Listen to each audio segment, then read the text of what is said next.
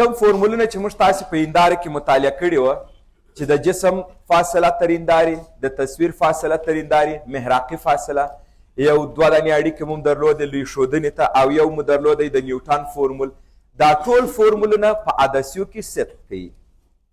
د جسم د تصویرو د جسمو د تصویرو د محراقي فاصلو ترمنځ مسله اړیکه، دا ټول فورمولونه صدق کوي، خو په څه ډول عدسیو کې؟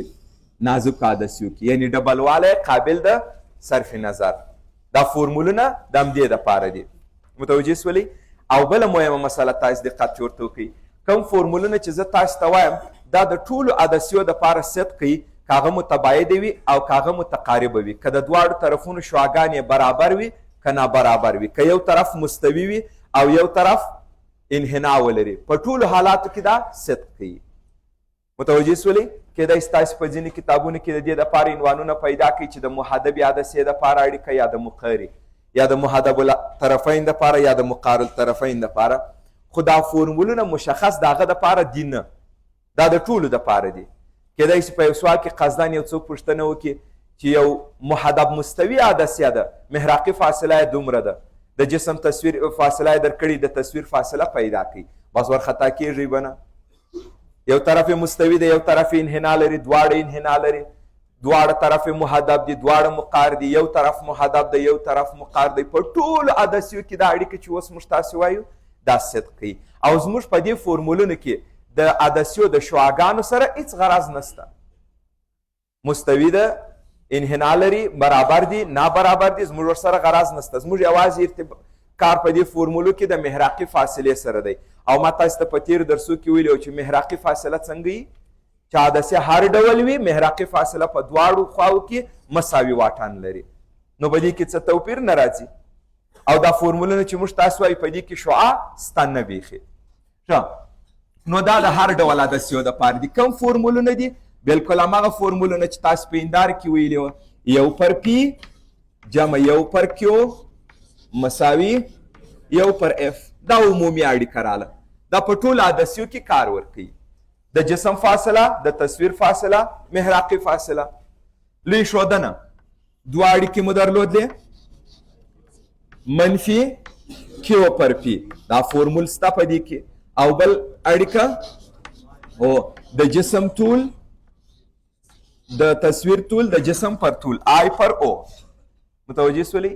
دې ته طولي لوی ښودنه هم وایي، ځکه موږ دلته یوازې څه شي یو له بل سره مقایسه کړي دي او د هغوی نسبت مو اخیستی، د اوږدوالي، د طول، دا دواړې اړیکې. او د نیوټن فورمول دا هم دې کې کار ورکوي. څنګه؟ اف مربع اکس ضربې اکس زور.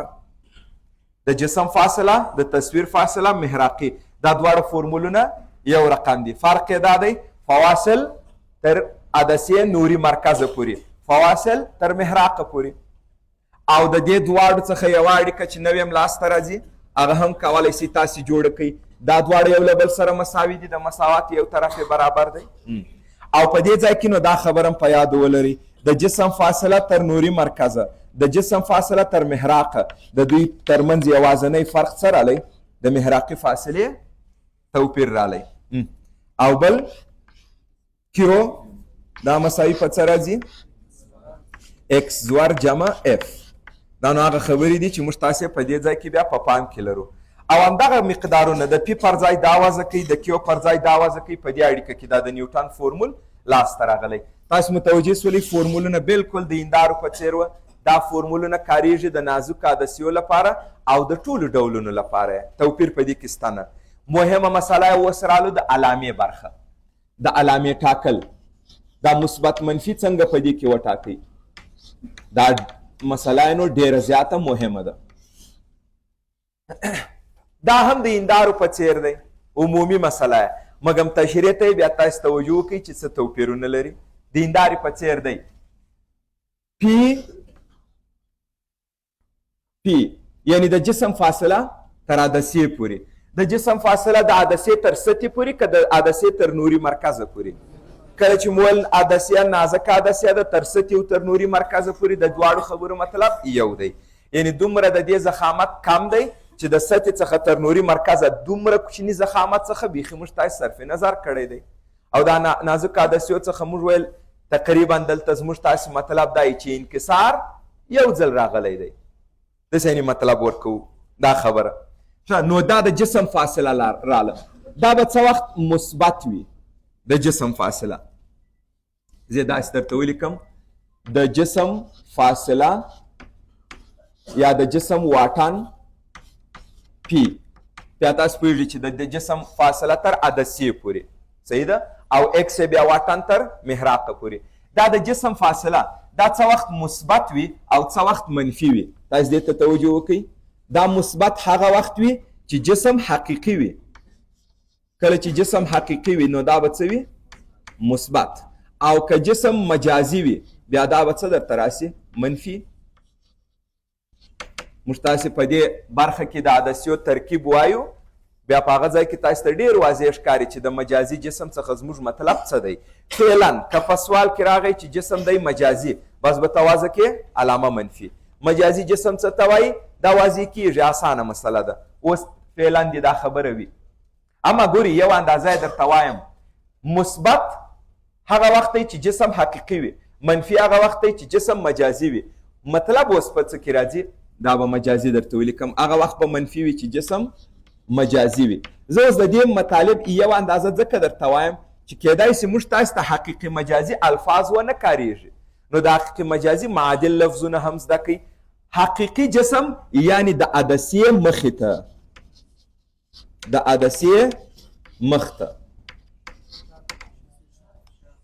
حقیقي جسم یعنی د عدسیې مخ ته متوجه شولئ تاسو توجه وکړئ بیا په سوال مو درلودی په آخر کې بیا پوښتنه وکړئ او مجازي جسم د عدسیې شاته مجازي جسم د عدسیې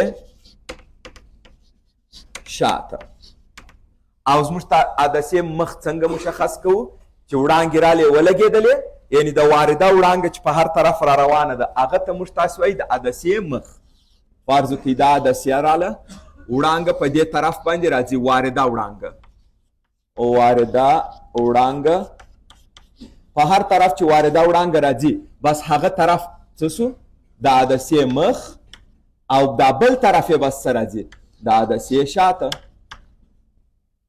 صحیح خبره ده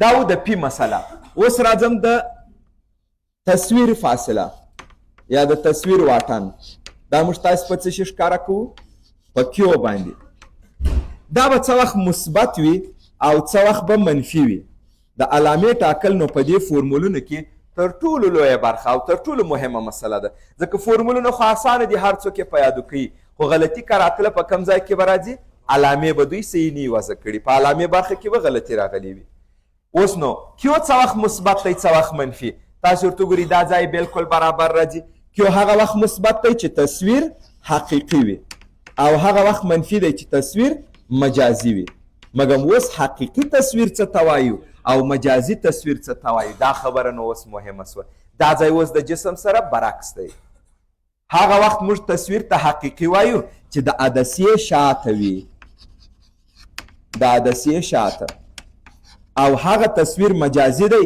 چې د عدسیې مخې ته وي دا الفاظ هم ورسره زده کړو که یوازې حقیقي مجازي مهم دی نه دا الفاظ هم زده کوي موږ تاسو ته په سوال کې وایي یو تصویر د عدسیې مخې ته جوړ سوی نور څه معلومات نه راکوي ته باید په پوه چې د عدسیې مخې ته چې جوړ سوی هغه تصویر څه ډول دی مجازي دی یعنې ځینې وخت د مجازي حقیقي الفاظ نه راته وایي دا الفاظ ذکر کوي نو په دې الفاظ هم باید موږ تاسې تشخیص کړو چې دا حقیقي وو که دا مجازي وو په دې خاطر چې علامه موږ تاسې باید صحیح واضح کړو او اف محراقي فاصله دا نو اسانه سو محراقي فاصله څه وخت مثبت وي چې حقیقي وي او څه وخت محراقي فاصله منفي وي چې مجازي وي حقیقي څه وخت وي کله چې منکسره وړانګې تقاطع کوي په هغه نقطه کې مجازي چې غځونه یې نو د دې پر ځای به دا بل لفظ زده کړو هغه وخت به محراق حقیقي وي چې عدسیه متقاربه وي دا مو د عدسیې په حساب زده کوي او هغه وخت به محراق مجازي وي چې عدسیه متباعده وي اوس نو په متباعد کې یو ډېر مشهور ډول یې څه دی مقعر الطرفین په متباعد کې محدب الطرفین نه په متقارب کې محدب الطرفین په متباعد کې مقار الطرفین. نو که د متباعد متقارب لفظ وکاروئ یا د محدب مقار لفظونه وکارول، تاسو په هغې حساب کولی سئ اف مشخص کړئ. اف اسانه راغی، دا خو بالکل د هندارو په څیر دی. حقیقي محراق فاصله مثبت، مجازي محراق فاصله منفي. اوس وګورئ د څو دانو علامې مو زده کړې، د پی مشکل حل سو، د کیو دم، د اف د هم. په یو حساب درې سره یو رقم دی. حقیقي ټول مثبت، مجازي ټول منفي. اما حقیقي څه وخت دی؟ په متقاربه عدسیه کې. مجازي څه وخت دی؟ په متباعده کې. په دې کې بیا اوس بله خبره کوو. حقیقي څه وخت دی؟ د عدسیې شاته تصویر فاصله، تصویر څه وخت حقیقي وي؟ د عدسیې شاته. مجازي د عدسیې مخې ته. جسم څه وخت حقیقي دی؟ د عدسیې مخ ته. صحیح ده؟ او څه وخت مجازي دی؟ د عدسیې شاته. دا مې بیا په ترکیب کې دا مسله ډېره په کار راځي. دا موضوع ډېره زیاته مهمه وي. د دغه ځای څخه تاسې زده کوئ. بل د څه شي علامه پاته سوه؟ کیو خو مو هم زده کوئ، پی هم دلته راغلی. اوس پاته سو ام، دا هم ام سو، آی او او. او د هندارو په څیر. دا یمن څه دی؟ مثبت. او د جسم طول دی. د جسم طول موږ مثبت ولې هر وخت لیکو؟ ځکه د جسم جهت چې هر ډول دی، همدغه جهت موږ تاسو په فزیک کې راسته بلو. جسم چې په هر وضعیت واقع دی، همدا وضعیت ته موږ تاسو څه نوم ورکو؟ راسته وضعیت. نو دا دایمن څه درته رالی؟ مثبت. اوس یوازې څه شي پاته دی؟ آی او ام. دا بالکل د هندارو په څیر دي. څنګه؟ آی ام. دوی به څه وخت مثبت وي دا دواړه، او دا به څه وخت منفي وي. د دوی مثبت منفي د حقیقي مجازي په حساب نه دی. حقیقي مجازي په حساب یوازې څه شي و؟ پی کیو اف. د دوی دواړو د لوی ښودنې او د تصویر اوږدوالی د دوی حق مجازي د څه شي په حساب دی؟ راسته او چپه. هغه وخت به مثبت وي چې راسته وي، او هغه وخت به منفي وي چې چپه وي. یعنې مثال موږ لوی ښودنه پیدا کړله منفي 3، مطلب یې راته ووایاست؟ یعنې ټول د تصویر 3 چنده دی د جسم، خو دا تصویر چپه دی. صحیح خبره ده؟ که موږ آی پیدا کوي منفي 10 سانتي متره، مطلب یې څه دی؟ 10 سانتي متره تصویر دی، خو دا تصویر چپه دی. او که مثبت رالی مطلب یې څه دی؟ راسته دی. دا علامې چې تاسې ټاکئ، دې خبرې ته مون پام دی چې دا د هغه مقدارونو دپاره موږ په فورمول کې ټاکو چې هغه معلوم مقدارونه دي په سوال کې. د مجهول علامه هېڅکله مه ټاکئ. د مجهول علامه په خپله په آخر کې په فورمول کې ټاکل کیږي. بیا بیرته چې تشریح کوئ، مثال تاسې کیو پیدا کوئ منفي 20، اوس یې بیرته څنګه تشریح کوئ؟ په دغه خبرو. مثال ورته وایي منفي 20 کیو راغلی، نو تصویر د عدسیې څخه 20 سانتي لیرې دی او تصویر مجازي دی. په بل عبارت تصویر 20 سانتي لیرې دی او د عدسیې مخې ته دی. یعنې لکه څنګه چې علامه ټاکو چې کله مجهول مو پیدا کوي، د هغه علامې تشریح هم بیرته په دغه خبرو کوو. ټول متوجه سوی دې مسایلو ته؟ نور نو کله چې سوال درته رالی معلومات لیست کوئ، علامه صحیح وټاکئ، فورمولونه مو په ذهن کې سته، به سوال حلوو. تاسو ته وجو کې زه یو څو نمونې مثالونه درته کار کړم. ښه، یو 10 مخکې چې کوم مثال راغلی، زه دې مشخصات رااخلم، بیا وګورئ چې سوال څنګه حلوو. یو جسم چې 8 سانتي متره اوږدوالی لري، د 10 سانتي متره په فاصله له یوې محدبې عدسیې څخه چې 20 سانتي متره محراقي فاصله لرونکی ده واقع دی. یعنی مطلب د جسم طول یې تاسو ته څه وویل؟ 8 سانتي متره، او دی د عدسیې څخه په کومه فاصله واقع دی؟ دا خو پی رالی 10 سانتي متره، او عدسیه تاسو ته ویلې ده چې دا د محدبه، عدسیه محدبه درته ویلې. کیدای شي بل لفظ یې درته کار کړی وای څه؟ متقاربه. اوس یې څه لفظ ویلی؟ محدبه. تاسو نو په یاد دی محدبه عدسیه متقاربه راځي که متباعده؟ متقاربه راځي. متقاربه مو څه رقم ویلی و؟ 2 رقمه تعریفونه مو ورته جوړ کړي وو. د نور په حساب وړانګې رانږدې کوي، په یو نقطه کې قطع کوي. د شکل د لحاظ هم څه ویلي وو؟ منځنۍ برخه یې پلنه وي، انجامونه نازک وي. محدب خو په همغه شکل کې رالی، دا محدب دی. دا منځنۍ برخه یې پلنه ده او انجامونه یې څه دي؟ نازک دي. دا عدسیه متقاربه وي. نو د دوی محراقي فاصله چې متقاربه وي څه راځي؟ مثبت. نو دا لفظونه یې ورسره زده کوئ. متقارب عمومي لفظ دی، دا ښه لفظ دی، ځکه په دې کې هر ډول یې راځي. اما محدبه هم صحیح خبره ده او مقعره هم صحیح خبره ده. محراقي فاصله دا اوس موږ تاسو ته ویل سوی چې څومره دی؟ شل سانتي متره. اول به ټول معلومات لیست کوي، بیا به د سوال حل ته راسو. له عدسې څخه د تصویر فاصله پیدا کوي او د تصویر اوږدوالی پیدا کوي. یعنې تاسې کیو پیدا کوي او بل آی. اوس د دې دواړو علامې چې موږ سوال حلوو دا زموږ تاسې مربوط نه دي چې دا واضح کوو او نن فکر ورباندې کوو چې دا مثبت راځي که منفي. په آخر کې محاسبه کوو که دا رالی منفي مطلب څه دی؟ تصویر مجازي دی، د عدسې مخې ته دی. که دا رالی منفي تصویر چپه دی. که مثبت راله حقیقي دی، که دا مثبت رالی راسته دی. بس دا مسله په دې شکل باندې بیانوو. ښه اوس نو تاسې وګورئ پی او اف چې ولرو کیو څنګه پیدا کوو؟ په دې اړیکه یو پر پی جمع یو پر کیو مساوي یو پر اف. په سوال کې خو نه دي ویلي سوي چې جسم مجازي دی، نو زه 10 مثبت وضع کوم یو پر 10 واحد دی موازه کوي. په آخر کې وګورئ ټول سانتي متر دی، په آخر کې به موږ واحد څه شي پرېږدو؟ سانتي متر. یو پر کیو دا خو پیدا کوو او محدبه یا متقاربه په دې کې محراقي فاصله باید مثبت وضع کوو، نو دا مو مثبت وضع کوي. یو مجهول لري دا محاسبه کوي.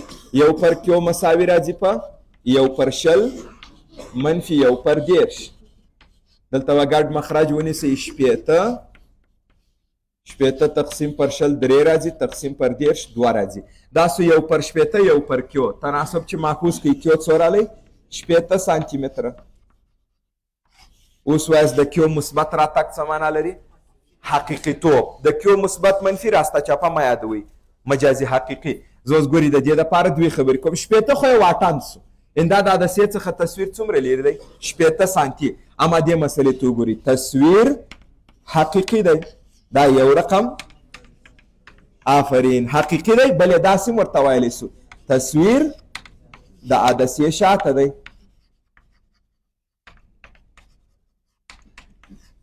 او باید هم حقیقي تصویر د عدسې شاته وي، ځکه وړانګې چې کله حقیقي تصویر جوړي خو وړانګې خو د عدسې نه وځي یا بل طرف ته راځي، نو که هلته تقاطع وسوه خو تصویر حقیقي دی. او که د عدسې مخې ته تقاطع وسوه وړانګې خو د عدسې نه وتلي دي، نو حتما یې غځونې تقاطع کړې ده. ښه اوس دا راته ووایاست چې آی څنګه پیدا کړو؟ په دې اړیکه باندې آی پر او مساوي کیږي په منفي کیو پر پی. هیڅ علامه ایسته کوئ مه د پامه یې مه غورځوئ. په ټولو محاسباتو کې چې فورمولونه په څه شکل دي په همدې شکل یې تاسې وکاروئ. ښه په دې کې ټول مقدارونه معلوم دي، وضع کوي د او کیو او پی مقدارونه. یو وړاندوینه وکړئ تصویر حقیقي راغلی راسته به وي که به چپه وي؟ چپه به وي، نو آی باید څه راسي؟ منفي. آی د او مقدار مو په سوال کې درلودی 8 منفي په خپله کیو مو پیدا کوي مثبت 80 او پی څو مثبت 10. 80 پر 10 2 اطراف مو په 8 کې ضرب کوي، نو آی څو رالی؟ منفي 14 واحد سانتي متر. اوس نو که چیرې دا منفي ایسته کو یوازې مو مطلب دا دی چې یو چا ته وایي چې ټول 14 سانتي دی، اما که د منفي سره وي د دې مطلب څه دی؟ چپه تصویر. داسې نیم کولی سي ورته وایاست منفي مه لیکئ، داسې ورته وایاست چې تصویر چپه دی او ټول 14 دی، هماغه چپه د منفي مطلب ورکوي. متوجه سولې دې مسلې ته؟